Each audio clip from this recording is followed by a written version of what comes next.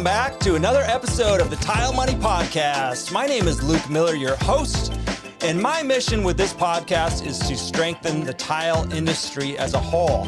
I believe we can do this. I believe we are doing this with these business discussions and education designed for contractors by contractors. This platform, Tile Money, is assisting tile contractors around the world to build profitable, sustainable businesses. The result is a stronger tile industry from the installer up. Today, we've got another great discussion lined up for you. I have Sal DiBlasi with me in the studio. Sal is a tile installer with over 36 years of experience. He is also the leading YouTuber for the tile installation industry. He has over 150,000 subscribers on YouTube. He has close to over 55 million views on his channel. He has produced and published over 800 videos, and Sal has over 14 years of experience on YouTube.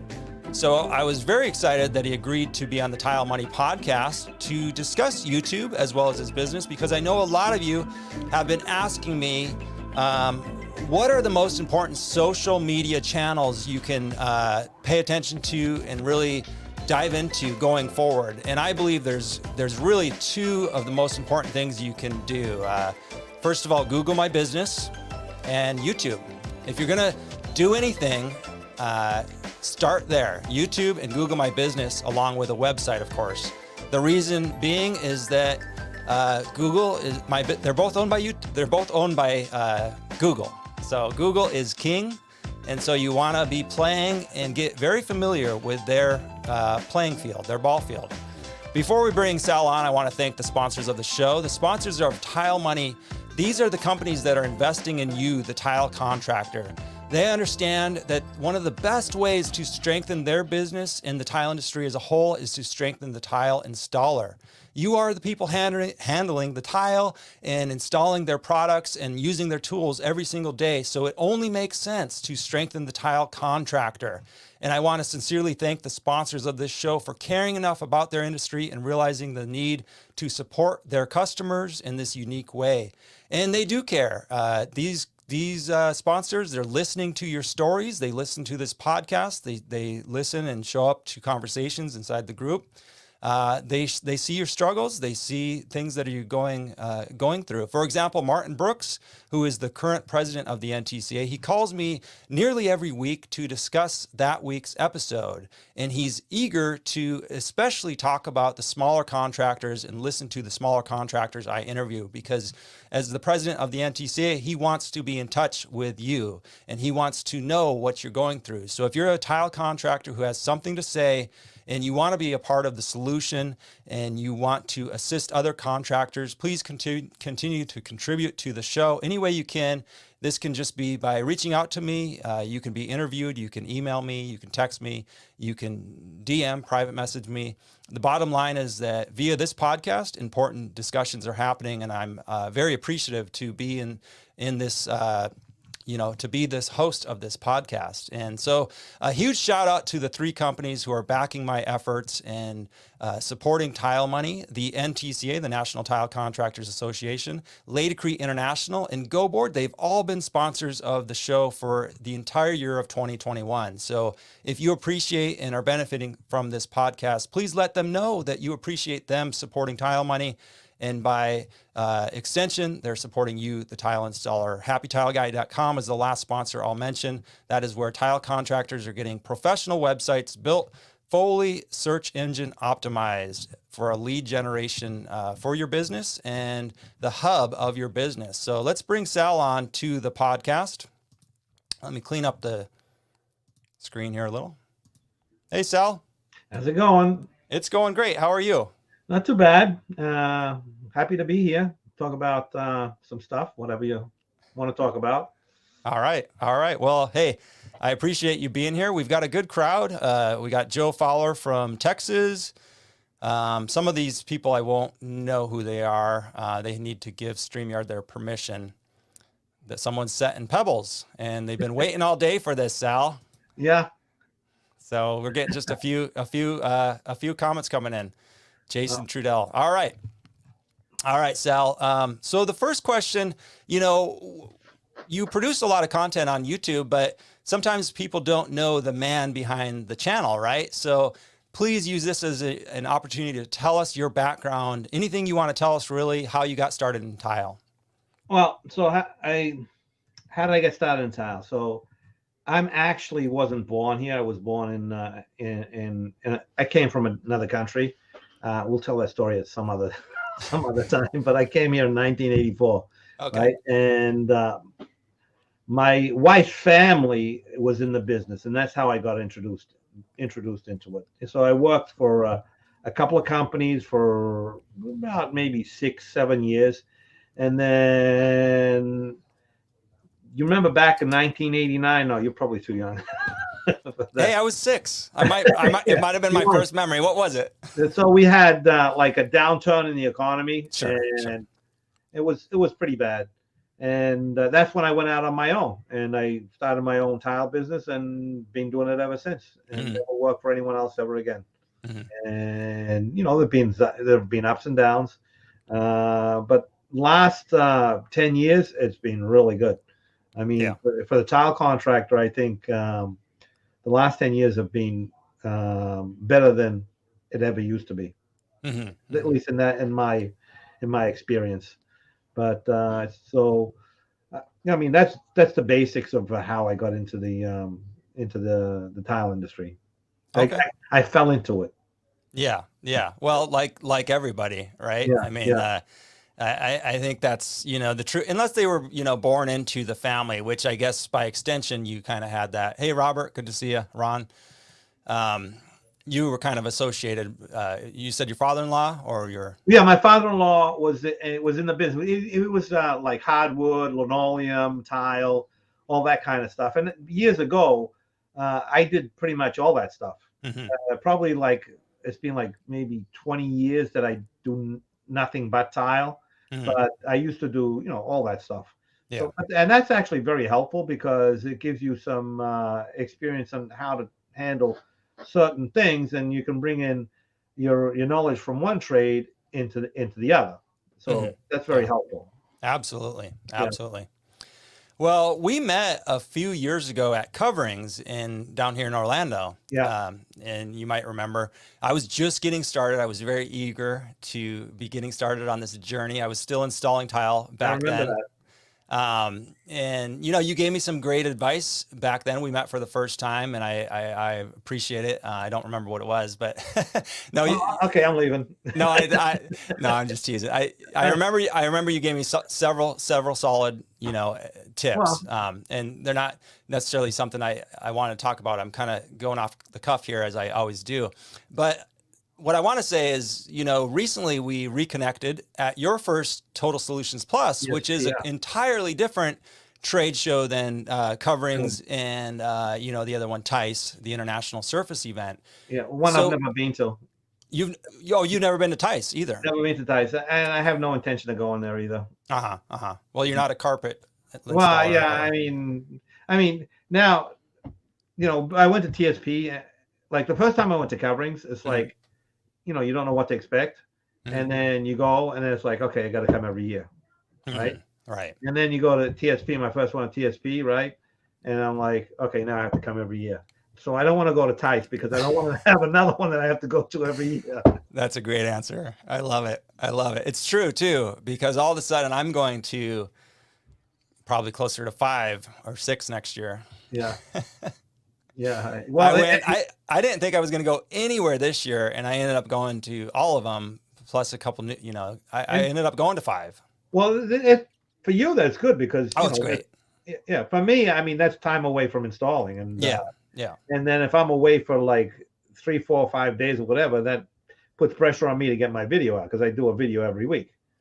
So, you know how it is. You're away. You can't do the things you normally do. Yeah, you got to do what you got to do.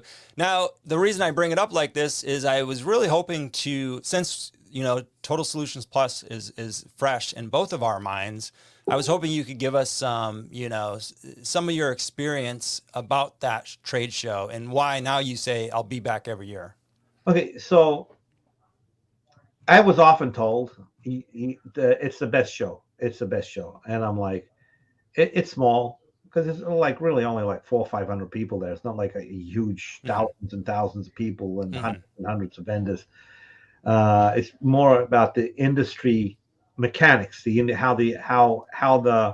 how everything comes together for the standards and methods and the Hmm. NTCA business. What their business is.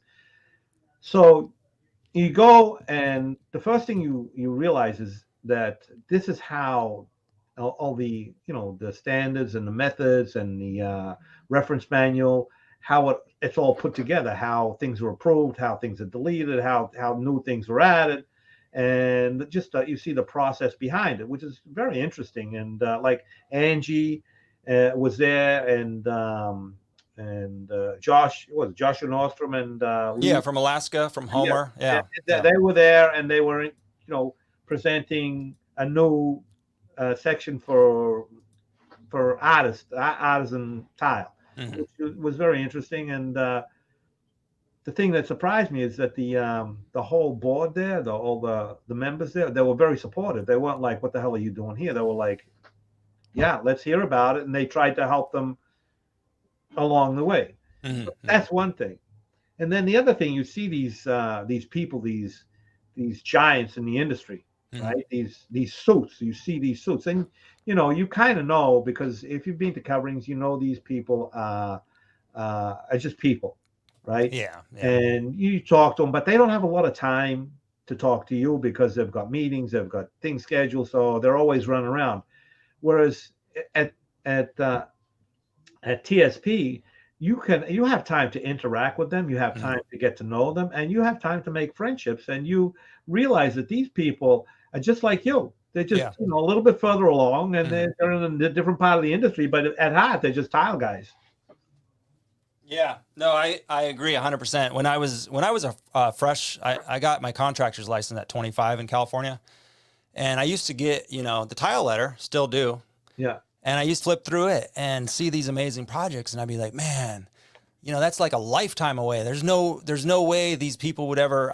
How do I contact these people? How do I become? How do I grow? How? Well, show up, go to these shows, stick your hand out. These people are very welcoming, and frankly, most of them will tell you anything you want to know. yeah, And if they can't or won't, they'll just tell you, "Well, I'm not going to get into that." But for the most part, they will. yeah, and then you have all these meetings, and you have what they call breakout sessions, but then you have just time to interact. Right. and uh, and that's probably the best part, is where you get to really know these people, and you realize these are people that you can create friendships with, and it's just great. I mean, and I feel like I'd have to go at least another time to Hmm. to confirm my feelings, right? Right. But it wouldn't be wrong. I can't imagine I mean have made a mistake in the way I thought about it. But yeah, it's great. Hmm. If anyone is thinking about going, or has thinks that there's nothing there for them, you're wrong. There's absolutely something there for you. Yeah, yeah, Yeah. I agree. No, I agree. It was my first show was a couple years ago in I guess 19 in Nashville. Jane Callywort says hi. Hi, how you Good doing? to see you, Jane. Thanks for It was tuning good to in. see you too. They're over there. And that's the thing, Sal, is you talk about making friendships, and it is so true, because you start to learn, and the more I learn about business, the more I feel like such a dummy, because I try to complicate it. We try to complicate it. But if you break it down, it's simply relationships. It's simply relationships, communication. And so, yeah, I agree that the most important part of the show is the networking between and after hours, and even breakfast. And then when you call somebody, I called Josh Nordstrom. When you call them, they're like, you just start talking right away, because you've already invested time. You get to know them. Yeah, so in reality, right? So you know them, and then you're in the same industry. You'll find something to talk about, Yeah, yeah. regardless, because you have the same struggles in one way or another. You have the same same things that you do every day, more or less. So you're going to have things to talk about. And another thing that I find very important that I don't know if a lot of tile guys I know are the same as me in this regard, that they get to know their reps, like Mapei, Latacrete, whatever. So if you ever have a question, you ever need anything, you call. They're always happy to help you out. They're always willing to answer your questions, and so get to know your reps as well. Yeah, no, it's so true, so true. And training, do as much training as you possibly can. Yeah. I mean, most of the companies, Schluter, Latacrete, Mapei, they all have free training, and they're always happy to see you, and they want you to come to them. So. No, solid advice. So let's dive into YouTube. I have a feeling a lot of the people joining us now, thank you all for joining us live. And because this is a live show, you get to ask questions to Sal and myself if you would like to. But Sal, the topic today is YouTube. And so I have some softball questions for you, Sal, and I'm relying on the audience, the live audience, to give us some more questions, and we can dig into this. Real basic stuff. Why, in your opinion, would a contractor or a business owner want to make a YouTube channel? What benefit would it be? Well, exposure, number one, right? Although that's like a two-edged sword, because to have people find you, you have to have content, and they have to, and if you don't have a lot of subscribers and stuff, a lot of people won't find you, right? Because if you've only got like 5 videos and you've only got like 50 views on each video, it's going to be difficult to find your content. But at the same time, you put content on your YouTube channel, right? And then when you have a customer that needs something or wants something or want to see your work, you can send them to that YouTube channel, right? And that is like a showcase field. Yeah. Right. So if you're doing it for to be a YouTuber, that's a lot harder than just using it as a platform to send customers to, or potential customers to see exactly what you do. So that's a great reason to have, and you can have long videos, you can have short videos. I don't think so you can have a format that you can show what you do, how you do it, and the knowledge you have on YouTube. Whereas on Instagram or on these other ones, you can't really have that in-depth kind of thing. So that's one reason to have a YouTube channel, so you can have a showcase of what you do and how you do it, and some of your work as well. So what I heard you say is there's really two schools of thought. Either this one school where you're going to be a YouTuber, you're going to, someday earn your living on YouTube. Yeah. And that's fine. But then this other school of thought is, hey, we're just going to make some nice videos. It's going to it's going to give us more of an authority in our potential clients, opinion, because they have a question about backsplashes. You send them your 2 or 3 backsplash videos, even one, whatever. Yeah. You can link it to your website, right? So that's good for websites. Google likes that. So in other words, hey, don't worry, figure out, first of all, don't even worry about it. Just throw a few up there and see if you're going to start doing it or what. What do you think? So for me, right? The way I got into YouTube, this is back in like 2006, right? My intention wasn't to be a YouTuber, right? And I'm still, I make YouTube videos. I have a substantial following and I have a substantial amount of views, right? But that was never my intention, right? When I started, I had a website, right? And I wanted to put videos in my website. And at the time, the easiest way to do it was upload a video to YouTube and then embed the video into your website.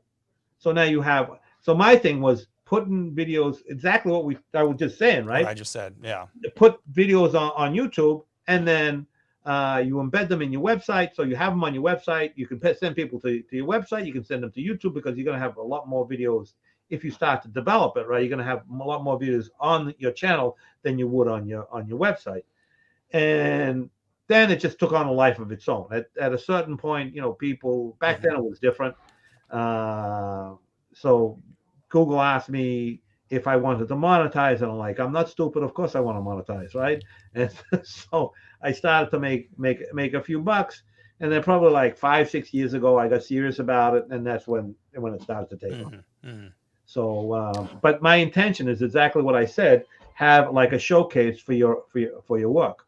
That's right. And then if it does take off, all the better, right? All the better. And maybe you find out that you really love it, and you really want to pursue, being that YouTuber personality. But I think I just really want to hone, get in on this, because a lot of people will say, well, Luke, you're telling me to be a YouTuber. I don't want to be a YouTube star. I don't have any interest. No, it's putting your business on YouTube is building authority in your trade. Yeah. So years ago, what did you do? You went Yellow Pages, newspaper ads, print media, flyers, all that kind of stuff. That's the old stuff, right? Yeah. Today, the new stuff is all social media. So if you want to get your name out there, you want people to find you, you want people to know who you are, you gotta have a presence in social media. That means a YouTube channel. If the YouTube channel is good, right? But you're gonna have to be on Facebook. You should have an Instagram. You should have a little bit of everything. But I think concentrating on one major one is probably where you should start. You know what I mean? Yeah. So if you think YouTube is your platform, then go for it. But then learn as much as you can about it, so that so it looks professional as well, and you can generate a few views, and you can generate leads as well. Once you start to get like I don't advertise other than YouTube and Instagram and whatever, but that's not advertising for me. That's just like social media, right? Yeah. I turn down more jobs from YouTube than I actually do. Yeah. So you want to be in that position where you get a lot of leads from, and the people that are finding you from YouTube or Instagram. I don't know about Instagram so much, but YouTube, for example, and you have made a name for yourself in the sense that people know that you do things the right way, right?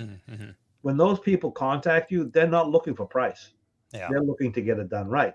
Yeah. So now you just got rid of that price shopper, because they're not going to be, if they're watching your YouTube video and they want it done right, they're not looking for price. They're looking for quality. Yeah. I agree 100%. And the thing about, all the social media, like Joe Fowler says, he's been, happy with his growth and activity on Instagram and TikTok, and actually landed a job off of Instagram. So it does happen. The thing about it happens for me all the time. Oh, sure. But the good thing about YouTube, and why I recommend more efforts, or at least equal efforts, on YouTube is it's searchable. Google owns the internet, essentially. They don't really, but essentially they do. You can, it's as a way of, So another important thing too, when you do your if you do a YouTube video, just don't do a video and then just throw it up there. Right. Title, thumbnail, description, tags, right? All very important. Yeah. So that people, if they happen to come across your video, they're gonna want to see it, or at least if they're looking for something in particular, I don't know, mosaic or whatever, right? When they see that thumbnail, or they're gonna say, oh, this is a video that might be interesting. It's about exactly what I'm looking for. Yeah. If you just got like an automatically generated thumbnail on there, then they'll scroll right through that. Yeah. So let's get into that a little bit more. What is your best advice? Can you point somebody in a direction or resources? If we've convinced them right now, like Joe, maybe Joe's like, all right, I'm going to go spend more time on YouTube. I want to get started. Okay. So one thing they should get is an extension called TubeBuddy, right? TubeBuddy.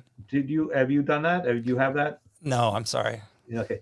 So TubeBuddy is like, I pay $19 a month for that. There's a free version. So there's a free version, and then there's there's tiers that you can pay, right? Sure. So the free version is great, and I used that for several years, just the free version. But then I decided I wanted more functionality, so I decided to pay the $9. And then I decided I wanted more functionality, so I went up to $19, and I'll never get rid of it because it gives you it's a tool that helps you promote, helps you. It gives you guidelines. It's you can see, like, if you go onto like a lot of times when I'm looking for tags for my video, I go any video that I go on to, I can see what everyone's tags are. Yeah. Right. And then they you can have them rated for search volume. It's got three different criteria, so you can decide what tag you want to use. Right. Mm-hmm. So, and then it tells you if your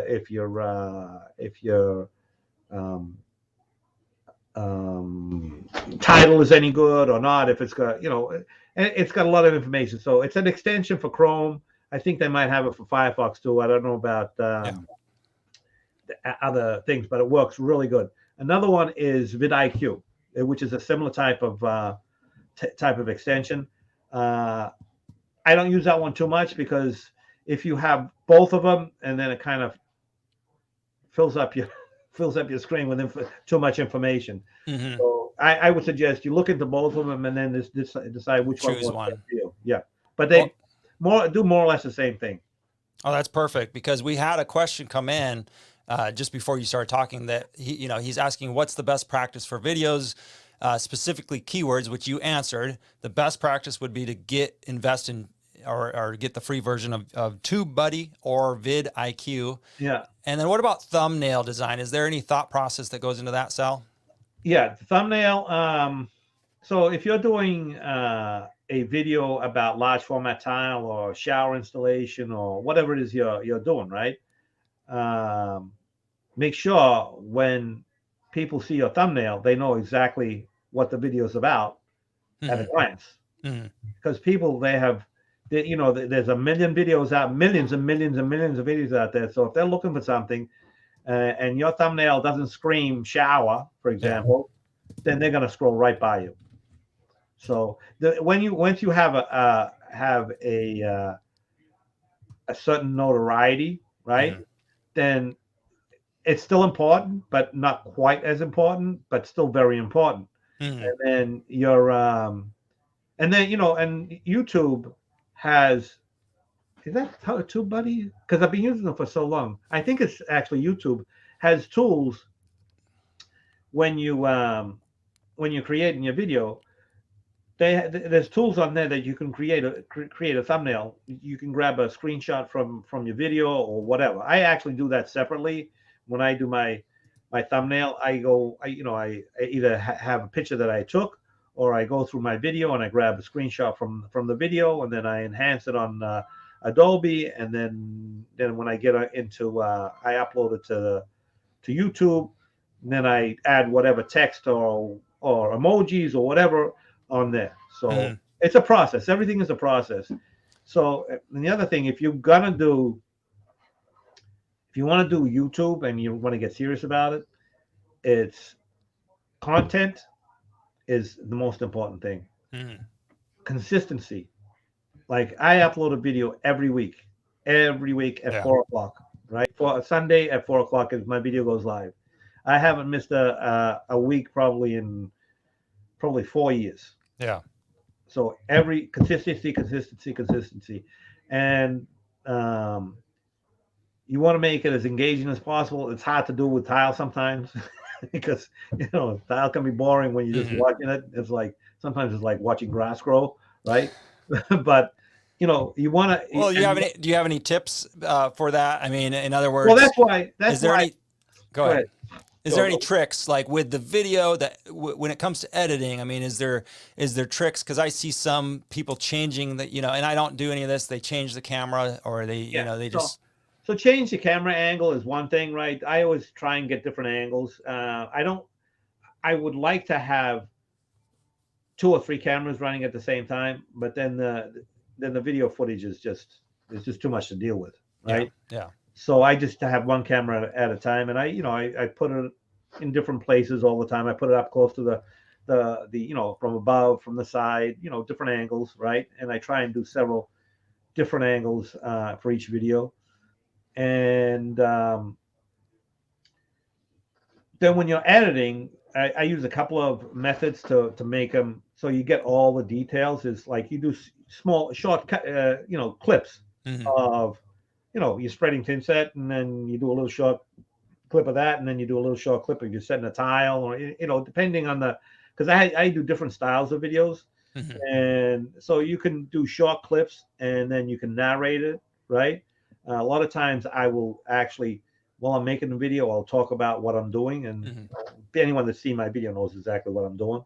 And then you can do like fast forward a lot of times. I mean, someone doesn't want to watch you trowel 30 square feet of floor just watching you trowel. You know what I mean?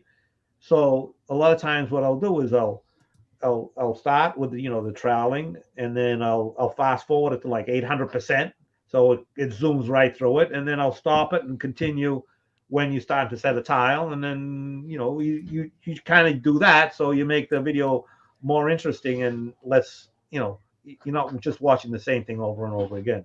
And then go ahead. Hollywood's done this, traditionally with explosions or, whatever, but, YouTubers and people with a low budget, these are great tips because it's the same concept. Yeah. And then another thing is, if you can record in 4K, you want to do that.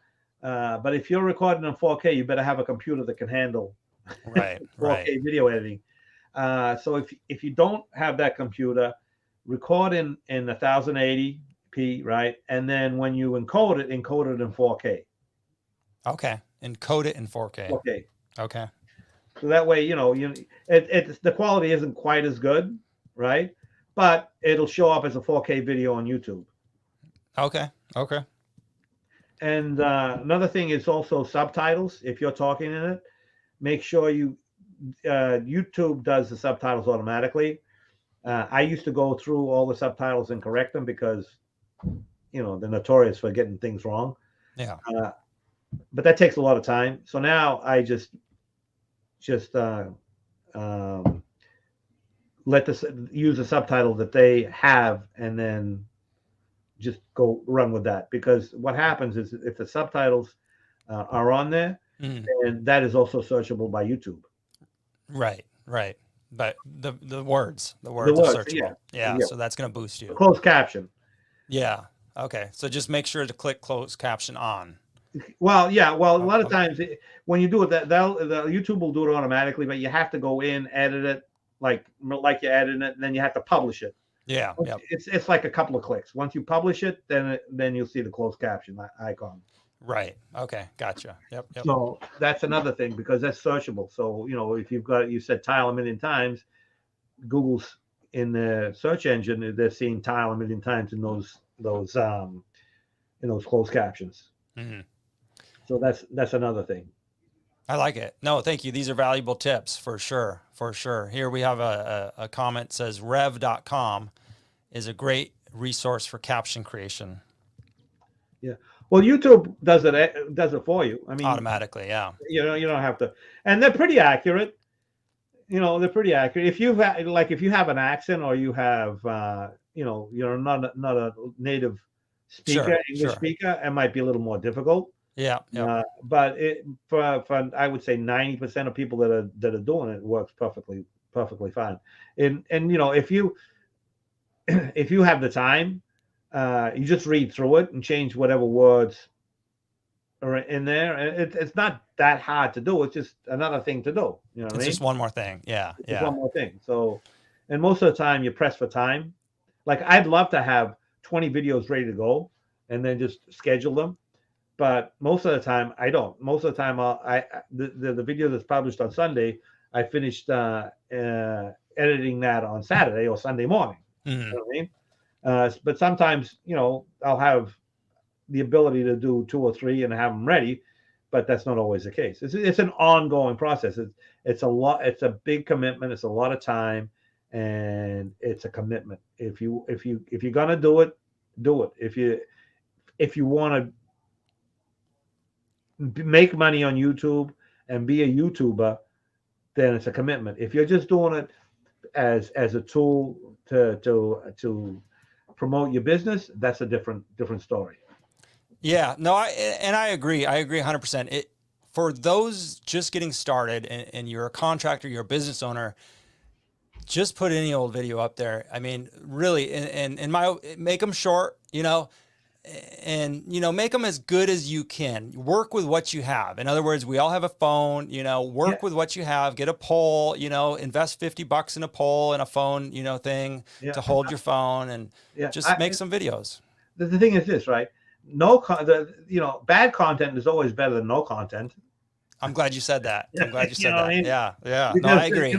If you've got bad content, someone's got to watch it, right? If you've got no content, even if they say you have a terrible video, that's interaction. That's interaction is good. Hey, that's how some presidents win their elections. So, a lot of people do thumbs up, right? A lot of people do thumbs down. Yeah. Thumbs down is interaction. It's interaction. It's interaction, right? Yeah. No such thing as bad publicity.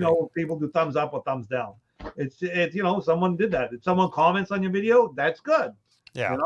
Yeah. So all right, we have a question from Joe about cameras. What do you use, or what do you prefer, Sal? I'm going to show you exactly what I use.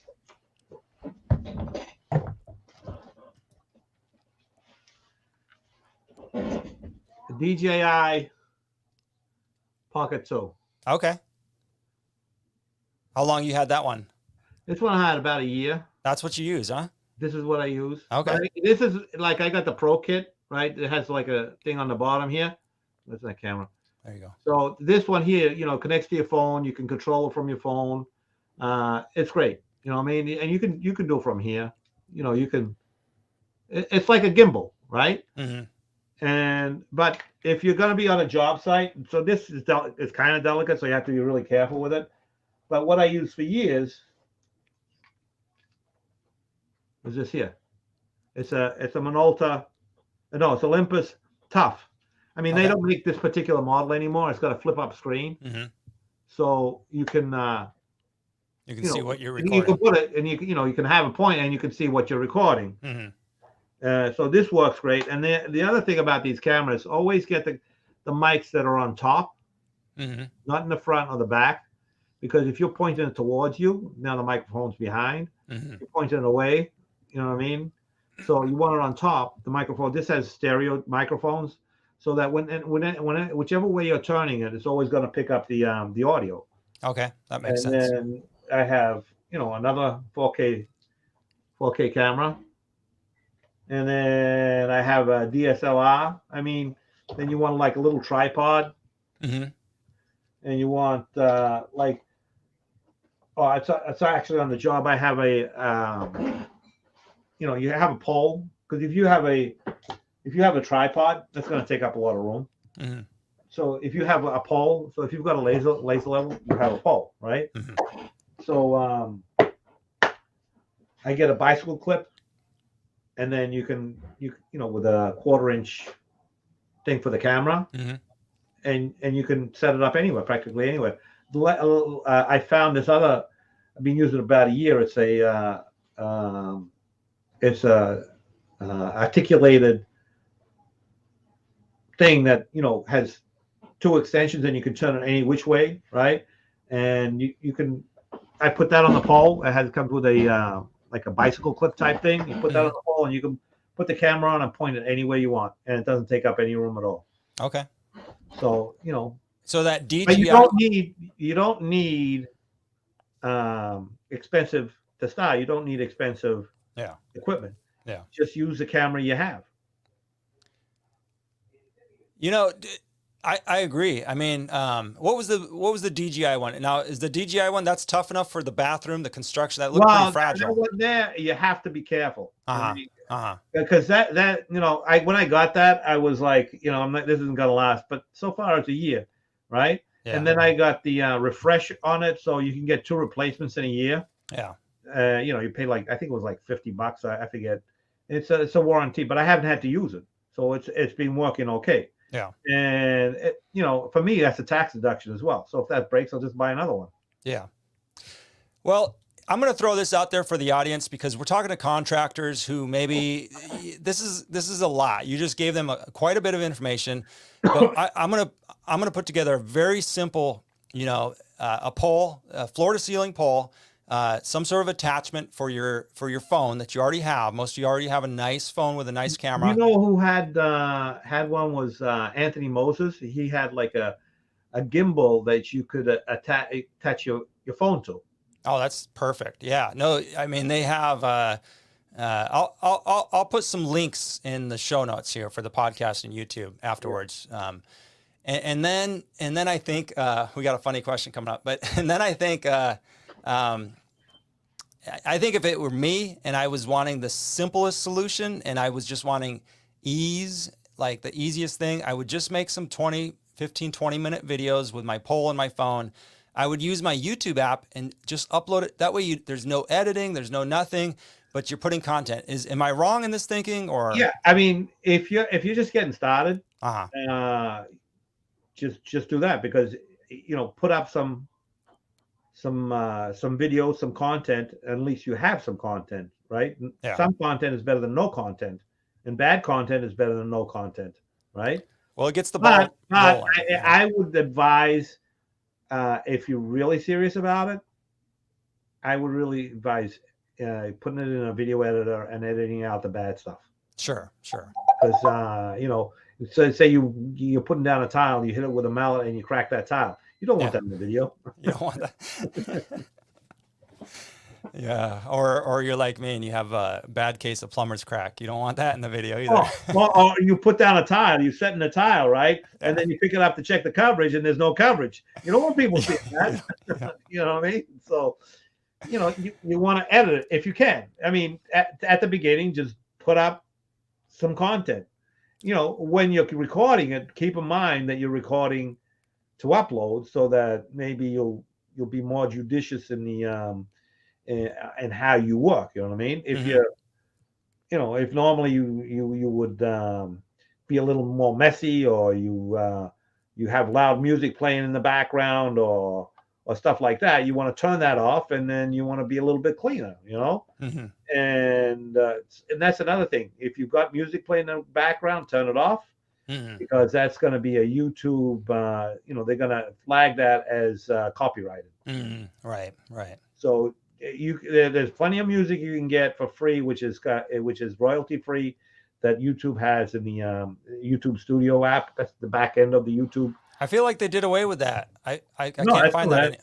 All right. Well, maybe you can share me a link. I'll put it in the show notes. We've got a great question from Richie Lee. Joining us, starting out, is there any advice for editing tools, programs, or what content to record? Okay, so two different questions. First of all, what editing tools would you recommend, Sal? So I have been using, we talked about this earlier. We did. I've been using Adobe Premiere Elements. It's a one-time purchase. If you get it on sale, you can get the Adobe Premiere Elements and the Photoshop Elements for like $99. And that is all you need. That's all you need. It's plenty of power for editing. It's not very difficult to learn, and that's what I've been using forever, right? I think before that I used many years ago I used ULead, which was another, but they don't even make that anymore. So then I switched to Adobe Premiere Elements. And I've been using that probably for 15 years. No, how long have I been on YouTube? Since 2006? 2008, I believe. So I think it's 2006, 2007. So you figure out how many years. And so probably, so how many years is that? Well, it's hold on. I have it right here. I'm sorry. I got messed up. 14 years ago was your very first video, and it was just called Ceramic Tile Floor. Yeah. Here. So that's something I just uploaded just to have something uploaded. Yeah. You want to take a quick a 40-second trip down memory lane? Sure. What do you want? What do you want me? I didn't catch what you were asking. Oh, do you want to take? Would you mind taking a 40-second trip down memory lane with me? Oh, sure. Your very first video, Sal. Oh, can you hear it? you want me to stop it? Up to you. You're the one. So this video, I wanted to show this because this is literally, you know, I mean, we have comment after comment. You know, Sal's the original. You know, Sal's the best on YouTube. You know, look at this. I've learned an enormous amount from Sal over the years. Definitely the original gangster of tiling on YouTube, the OG. And it's true. But I wanted to show that, you know, 10-second clip there because this is how he literally got started. He's not BSing us here. He's saying just get started. Just do something. Just upload it. Just upload it. Yeah, that's how I start. So that those very first videos, right? I put those there so I could embed them in my website. That website doesn't exist anymore. You know, I still have the same URL, right? But that website doesn't exist anymore. But that's what I did. Just upload videos for that. Yeah. So excellent. So when you know, if you don't have a website, get one. If you don't have a Facebook page for your company, get one. Yeah. It's important to get those. Yeah, and you can get a very nice one from happytileguy.com. I am a part owner in that. Now, the second part to this question from Richie was what content to record. How do you come up with your content ideas, Sal? That's a tough one, right? Yeah. And if you're starting out, anything you do about tile, you can record, right? For me, I've pretty much covered everything I can think of, right? So coming up with new content is not easy, but you know, I always figure it out. You know what I mean? By the end of the week, I figured out what I'm going to do. It might be a rehash of something else. It might be an update of something else. But if you've got, so what really sells on YouTube is failure. Failures. People love train wrecks, right? That's true. Yeah. Yeah. So if you want to get a lot of views right away, and you're tearing out a bathroom that's failed for whatever reason, record record your diagnosis, record the tear out, and then record the replacement. Just, you know, go through the whole process. It doesn't have to be one video, you know, of the whole thing. You can do several videos of one bathroom. I mean, a lot of times what I'll do when I'm recording, I will, like I have the Blanky Permat video, right? So I have actually a ton of footage of that, but to get a video out, a lot of times I'll just do like what I call a time lapse. It's not really a time lapse.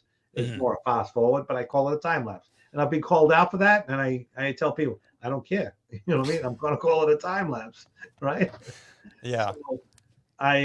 So those are quick to put together. You know what I mean? And that's one type of content, right? And then you do the how-to video afterwards. And then, you know, people can do how-to videos. But the problem with doing a how-to video, if you don't have any kind of recognition, people are going to say, who the hell is this guy giving me, telling me how to do it? Yeah, right? Sure. So I would say start with a showcase of your work. And then if you're interested in, you know, doing that kind of thing, then once you have established a certain amount of content on your channel that shows that you know how to do it, then you can start doing how-to videos. If you just the first thing you do is a how-to video, and people will say, "Who the hell is this guy?" You know what I mean? It might get views, it might not. You know, and so yeah, there's a lot of things you can do. And then the other thing about YouTube, if you're gonna be a YouTuber, if you want to be that, pick a niche. Like my thing is tile installation and doing it properly, right? That's what I do. People know me for that. If you're gonna start doing tile installation and then you're gonna be doing like you know, car videos, and then you're gonna do bicycle videos, and then you're gonna do like woodworking and stuff like that, that's not gonna fly because people don't know what the hell they're tuning in for, right? If you're gonna be like a general contracting video, like there's a lot of people out there that do like home building and they do like general contracting. That's their niche. So pick a niche and do it. You know what I mean? And don't keep on going like different, you know, you take a trip to Spain. People aren't interested in your video. Like I've uploaded some of those. That's more for my family than anything else, right? But people aren't interested. If you're a tile channel, people aren't interested in your trip to Spain unless you're talking about tile that you saw in Spain. Yeah. So just people just stick with it. People are showing up to a specific channel for a specific reason, and so it would be very difficult to switch gears, or if you just throw out a random video, it's going to be difficult to retain your audience. Whenever you're speaking, just to be transparent, that's how I built Tile Money. I researched how to do a podcast, but it's the same principle. And one of the things I found, if you're going to have a voice on the internet, unless your name is like Joe Rogan or even, a big time actor who already has 1 million fans, and now you're going to have a tough time talking to everybody. Like, in other words, you don't want to talk to the whole world. I didn't want to talk to the whole world because it's going to take me forever and I'll probably never get it. And even big actors and actresses who start YouTube channels or podcasts sometimes will fail because they're not interesting in that format. So it doesn't even matter. So pick a niche and niche down as hard as you can. Fred Houston had the very first podcast in the tile and stone world, to my knowledge. I was a fan of podcasts and I started searching for tile podcasts. I didn't find a tile podcast. Eventually I found Fred's, but he was talking about stonework. So just starting a tile podcast was niche enough. But I kept listening and learning. And then I thought, can I go further? Can I go down further? Can I niche down harder? And that's how I landed on the business of tile, because it was my biggest pain point. I figured it was others' pain point, and it was very niche. So I have a very small audience, but I don't set tile anymore. Yeah. So Fred's thing is more about failures and that kind of stuff, right? Mm-hmm, mm-hmm. You're about the business end of it, right? Yeah. Yeah. Well, it takes time, and I think you're doing pretty good. You know what I mean? What have you been, like 2 years? How long have you been on? 3 years. We just celebrated 3 years at the end of September. So it takes time to get established, right? And so the other thing too is if you expect to put a video up and then in a week's time, in a year's time, that you're like the guy, right? Yeah. And that's not going to happen. I've been doing this since 2006, right? Yeah. Is it 2006? It says 14 years ago, so that would have been. Well, I can tell you the exact date. It's joined August 1st, 2006. Mm-hmm, mm-hmm. Right. Yeah. So that I joined. Then it's not that I made a video the minute I joined. Right. Yeah. But Sure. So. And now I forgot my train of thought. Well, we were talking about niches. We were talking about specific, topics. Yeah. So you don't want to be all over the place with that. You want to be, if you're doing a tile channel, do a tile channel. If you're going to be like our buddy there, Star Tile, right? Well, it's funny you bring him up because I wasn't going to bring him up. We've had several people bring him up in the comments. So what do you want to talk about, Star? Let's talk. He's got like a pretty good following, right? And all he does is talk about failed tile jobs and how they failed and why they failed, right? Mm-hmm. And he always gets it wrong. So, but that's his thing, right? Yeah. So, and he's got a pretty good following, but so pick a subject and stick with it, and don't keep on moving all over the place trying to find something that excuse me, people will be interested in because you're interested in it. No, they're going to come to you because you talk about tile, you talk about cars, you talk about motorcycles, whatever it is you talk about. Mm-hmm, mm-hmm. So, and then once you have a certain following, every once in a while, if you want to throw some other kind of video in there, then that's fine. I'll do that occasionally, but it's not what I do every week. Mm-hmm, mm-hmm. And then if you can do more than one video a week, that's even better. Mm-hmm. But that's a lot of work. I listened and kind of subscribed to this YouTuber who his thought process is 5 videos a week, between 10 and 15 minutes. The reason is you want to get it over 10 minutes because YouTube can actually put more of their advertising in there. Yeah. And then you want to keep it under 15 minutes because a lot of people will just scroll on if it's too, you want high retention rates. Like for right now, we're going 56 minutes. People drop off. It's going to not look good on the back end for me. But if you can retain them. Do you know that guy is? It's not Daryl Leaves, is it? No, it's not Daryl. It's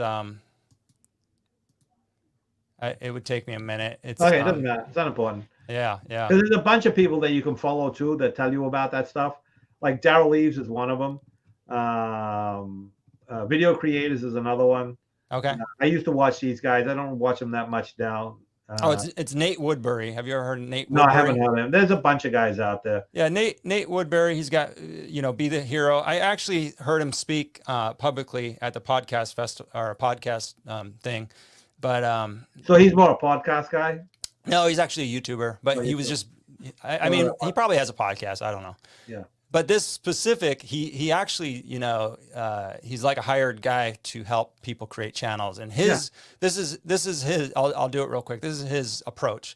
5 videos a week, 10 to 15 minutes. And that's basically his approach. And he shows the timeline, and he did it video after, presentation after presentation, 1 month, 2 month, 3 month. At that 3 month mark, they all go like that. And it's a spike. And then he's like, boom, from there, you got it.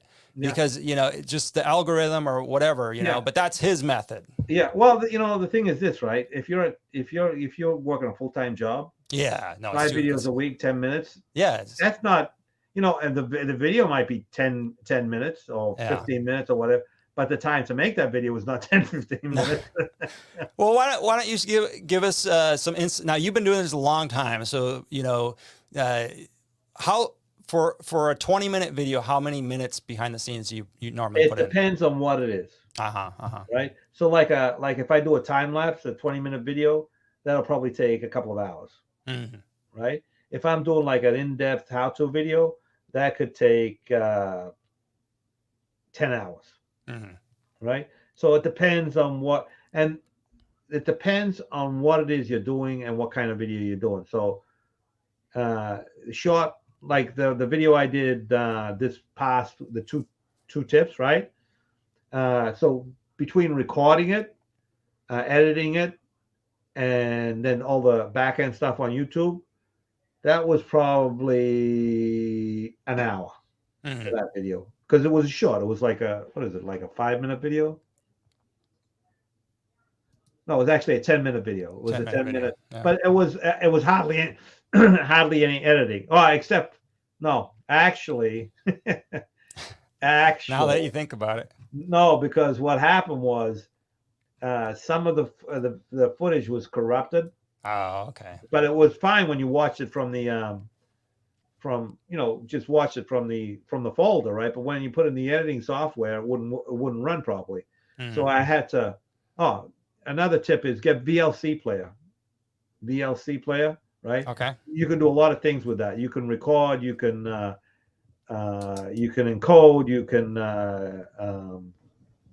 convert. You know what I mean? Mm-hmm. So and then, that's what I do anytime I'm watching a video, like I'm off my computer. That's what I watch it with. So I had to convert that video from its, it was the same codec, right? Mm-hmm. But it was just, I had to re-record it, and I did that in VLC player, right? So that I could use, because it was a clip that I needed, right? Otherwise I would have just deleted it, but I had to have, I needed that clip. So it worked fine just playing it from the folder in VLC player, but it wouldn't work in the video editing software. These things happen. So like that's something that should take you 10 minutes. Sometimes will end up taking you 2 hours because that clip or something went wrong, right? It happens. So it's something that should have taken me like an hour to do, ended up taking me 2 hours. Yeah, it happens. Yeah. No, I've been there with that kind of stuff too. So another thing too, it's if you're using editing software, save often. Mm-hmm. You probably know why, right? because they are notorious for crashing. Yeah. Right? Yes. So you might put like an hour into it, 2 hours into it, and all of a sudden it crashes, and you lost the last 45 minutes of work that you just did. Yeah. So save often. I have it set to saving every 10 minutes, but I will save it. If I do something like I don't want to lose, I'll just hit save like right away. So that way, if it crashes, you don't lose it.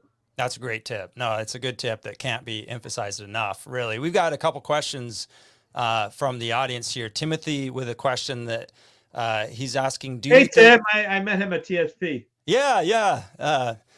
So that's what we're saying. I mean, you meet these people, then they show up for these videos, and it's great. It's awesome. So do you think videos, Sal, like before and after video walkthroughs would be a good starting point for a YouTube channel? Yeah, for sure. I mean, you like I was saying, you go in, you're going to be redoing a bathroom. You can point out, this bathroom is like 13 years old, 20 years old, or whatever it is, and this is what's wrong with it, and we're going to refresh it. Or people are happy with it; it doesn't leak. There's no problem with it.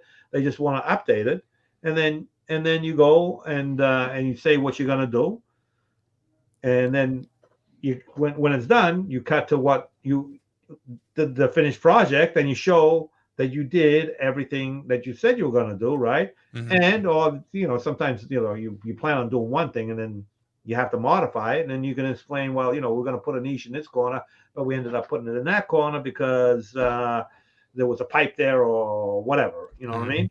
So that's a good idea. I mean, do a few of those.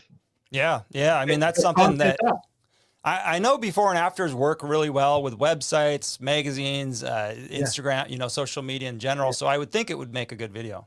See, the thing is this, right? You can't just do like a before and after, just walking through. Right. And then walking through, right? Yeah. Because people are, they're going to get bored with that. You want to keep them engaged. Say, well, this curb here was leaking because blah, blah, blah, whatever. And then you go through the finished product. So educate along the way. You show the video, you show a picture, and then you educate. You can talk to the camera. You can do voiceover. Yeah, and you don't want to use pictures too much on YouTube. You want to use video because it's a video format, right? Picture here and there is fine, but you want to try and keep people engaged. It's not easy.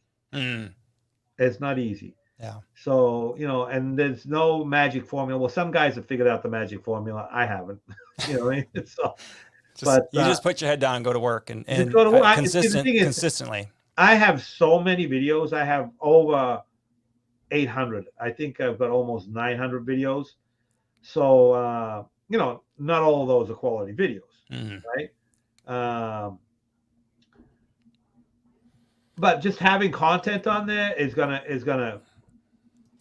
keep people watching, you know what I mean? And then some of the videos hey, where is it here? So, well, you said they're not all quality, but it don't matter because some of your videos have well over 3 million views. Yeah, I have. Let me see. 1, 2, 3. I have 3 videos over 3 million. I got one that's almost 4 million, and then I have 1, 2, 3, 2 over 2 million, and then 1, 2, 3. I counted it the other day, right? I have like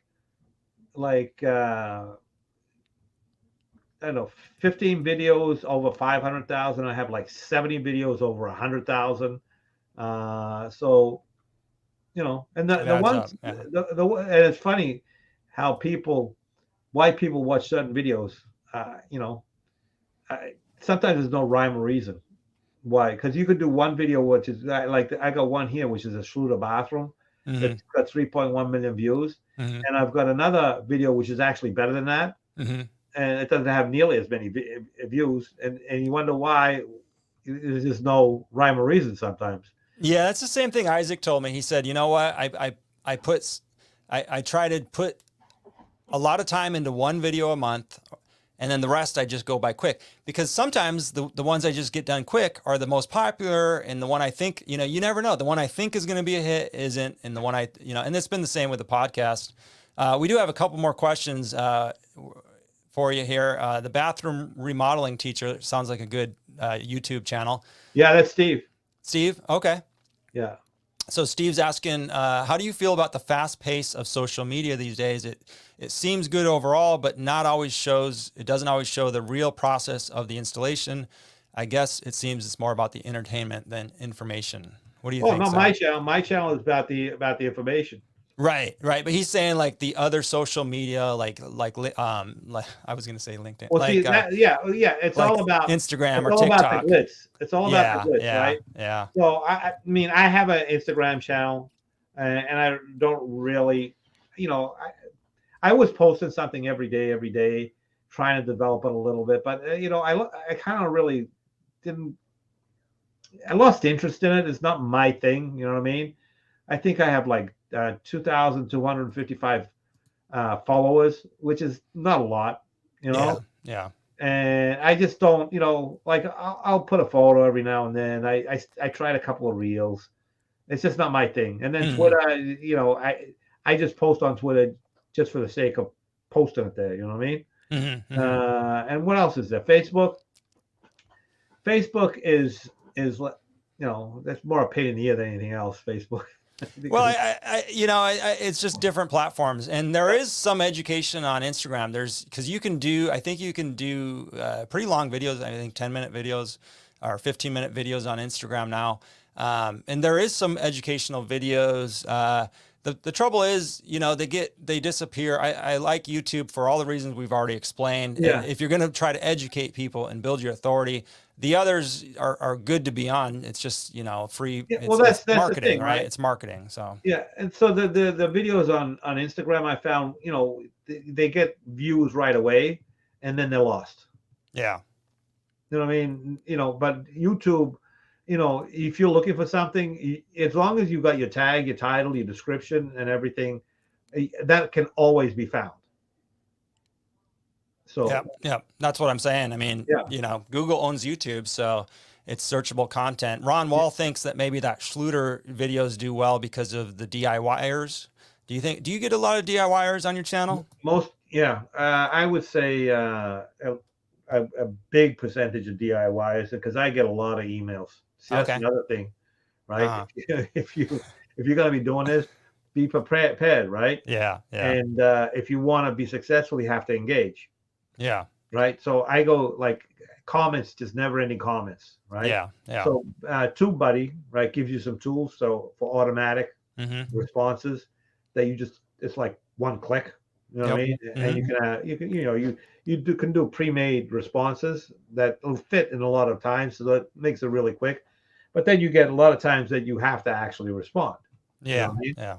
And then YouTube has some automatically generated responses that you can choose from too. So they try and help you, but it's still a lot of time and effort that you have to put into it. And if you want to be successful on YouTube, you have to engage. Mm-hmm. So because you want to create a community of people that follow you, and if you just ignore them, then no, it's different. Mm-hmm. Oh yeah, you do have your community. You're actually having conversations in your community, huh? Yeah, That's good. yeah, Yeah. I have And like on your channel. Yeah. yeah, I have if you go into the comment section of the videos, that's I'm pretty much answering as many as I can. Can't answer them all, and sometimes people will ask me like a long convoluted question. I was like, really? Yeah. you want to know how to build your bathroom from scratch from a YouTube comment section? No, Yeah. Yeah. I don't have the time to answer that one. I love it. I love it. All right, brother. I'm not sure. Oh, a teacher. Oh, okay. You're a teacher, is what Ron Wall said. My kids would Absolutely. disagree. Well, listen, Sal, I want to be respectful. We've gone over an hour here. I want to be respectful of your time and sincerely thank you for sharing your knowledge. And I want to thank the audience. We've had questions and comments throughout the whole thing. I want to thank the audience for joining us. And I'm looking forward to, doing a follow-up here in the future. You got my number now. Well, part of this is selfish because I need to get more focused on YouTube. I want to improve. So, Well, look, if you want to call me privately anytime, you got my number. thank you, Sal. I Just don't appreciate give it that. to anyone else. No. Here. All right, Sal. Well, you want to say goodbye? Yeah. Thanks for listening, and hopefully I gave you some information you can use. And thanks, Luke, for having me. Absolutely. All right. Talk to you soon. Bye. All right, tile friends. Well, thanks again for joining me on this live. I hope you enjoyed this podcast. I appreciate all of you. If you want to stay in touch with all things Tile Money, the best way to do that is to subscribe to our weekly newsletter. It's emailed every Thursday, sometimes Fridays if I miss a Thursday. The link is in the show notes here, or you can visit tilemoney.com to sign up. You can become a Patreon to support Tile Money if you appreciate this channel. Thanks again for listening. Talk to you soon. Stay positive out there, tile friends. And by all means, above all else, please stay